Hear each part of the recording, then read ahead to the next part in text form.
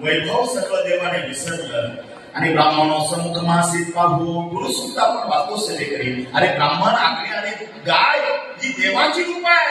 अरे माझा सुदामा आला सगळं वैभव सोडलं. सुदाम्याला जाऊन मिठी मारली आणि आदराने त्याला गरबालामध्ये आणलंय. हे सुदामा आहे.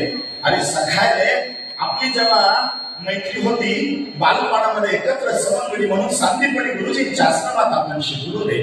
पण त्या दिवसापासून ताटातूट झाली मित्रा. कुठं होता रे इतका दिवस? कुठं होता चल आता तू माझा आहेस. काळजी करू नको. अनन्या चिंतयन्तो मां ये जनः पर्युपासते.